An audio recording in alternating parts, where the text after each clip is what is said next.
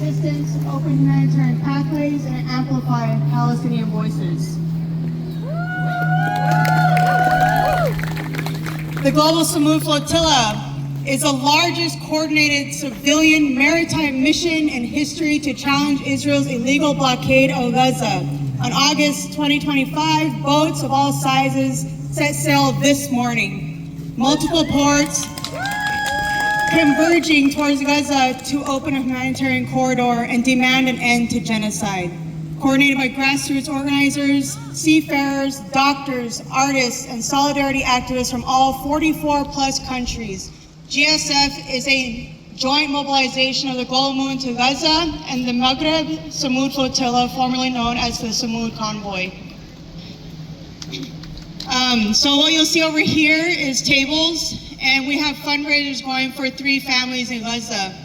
The first one is Watin al-Sheikh. He's studying to be a doctor, and he takes care of his mother, father, and his siblings.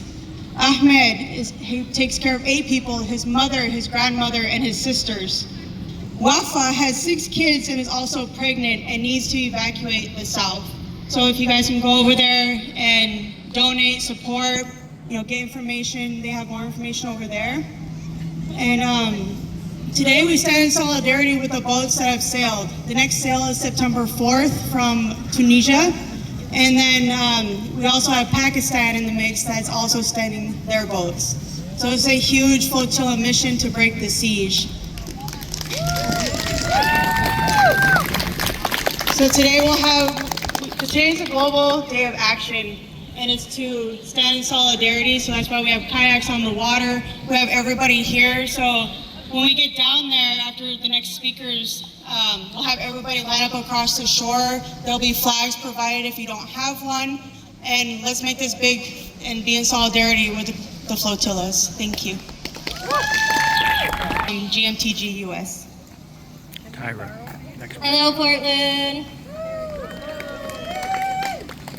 So my name is Tyra, as Shea had said, and it may be a little redundant at the beginning because I'm going to give a tiny bit of background as well on the global movement to Gaza, since I am working with them as well. So for some background, the global movement to Gaza, the global movement to Gaza was formerly the international organization named Global March to Gaza that had recruited and planned the historic March to Gaza from Cairo, Egypt to the Rafah border in an attempt to break the siege. Unfortunately, we were stopped by Egyptian forces before making it to Gaza, but that did not stop our movement.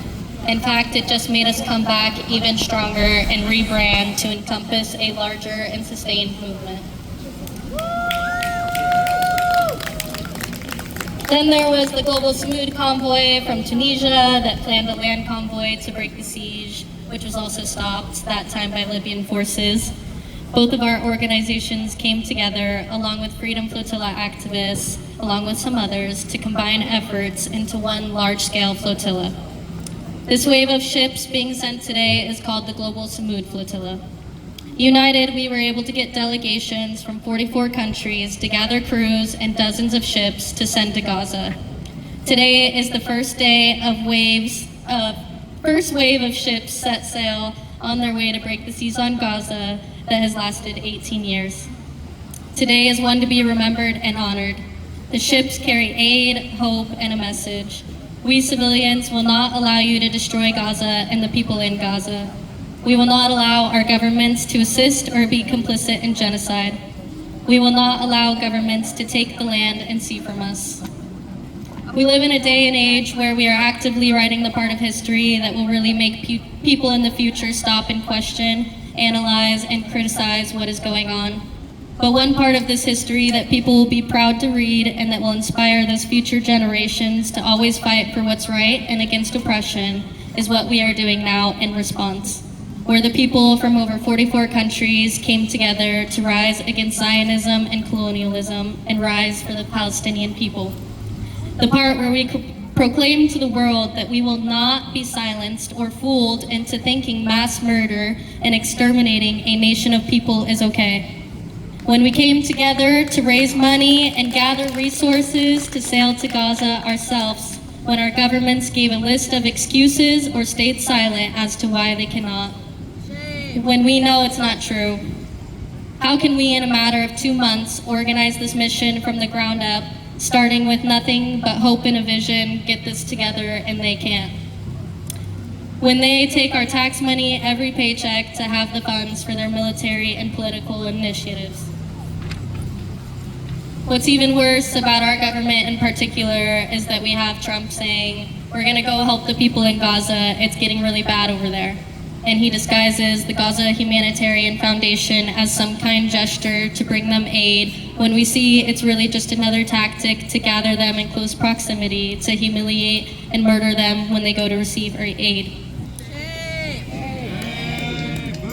And on top of this, we supply the bombs that Israel uses on innocent civilians in Gaza.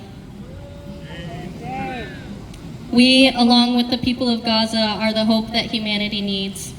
The people who have not given up and rolled over. The people who have not been brainwashed into justifying genocide and military imperialism. This fight is so much larger than just Palestine, but the Palestinian people have been an eye-opener to many of the real issues in our society, since it is so explicitly written and shown in our faces. This is the time for us to say enough, for their sake and for our own. Let's not forget that Israel is blocking aid from getting into Gaza when Palestine is its own sovereign nation. It seems like it's stating the obvious, but I don't think some people really grasp the concept and the fact that they are sending troops in to occupy the land, to take it over for their settlers to come in and have the land.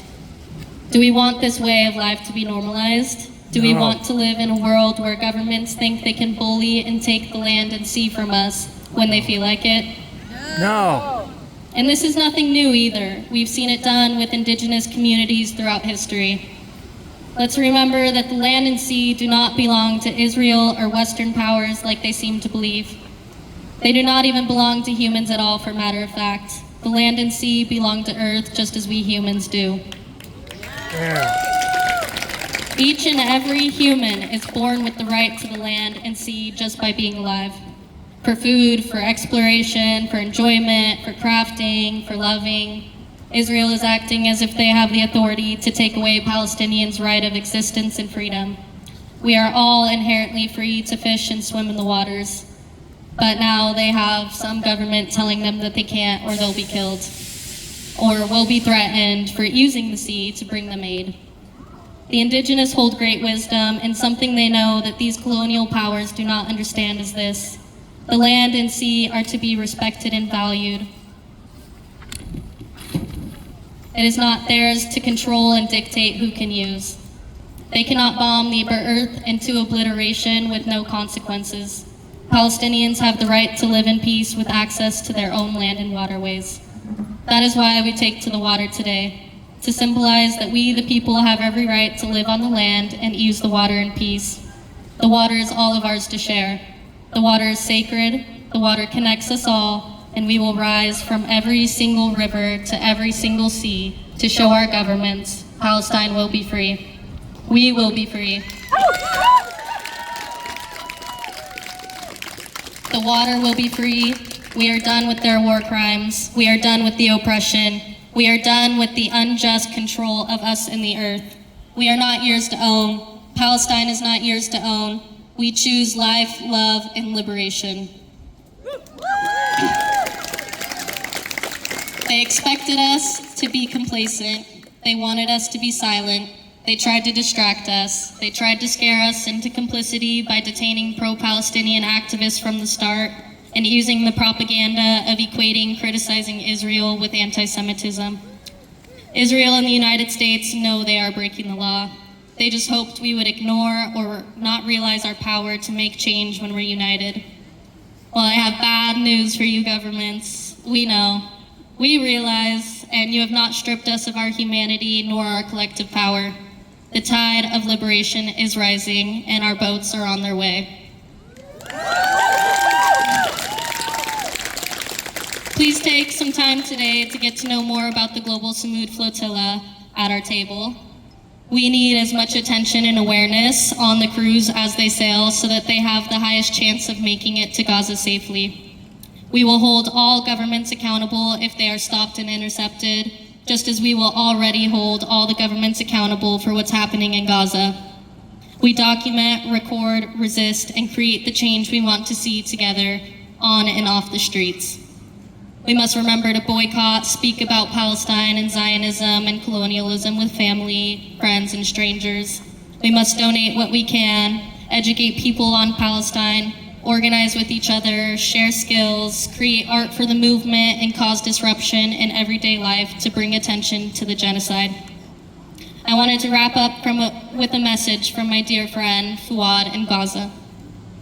To the American people, we are in Gaza. We only ask for life. We are killed by missiles made with your tax money, and we're buried under the rubble of our houses in the silence of the world. Our children are being deprived of safety because your government continues to fund the war machine and occupation. Don't let injustice be carried out in your name. We are humans like you. We dream, love, fear, and we grieve. Stop the war. Stop funding the killing. Be a voice for justice, not partners in crime. Thank you all for showing up for Gaza and the global Sumud Flotilla today. Send them both good thoughts through our interconnected waters today. And as always, with my deepest love, free Palestine and free the world.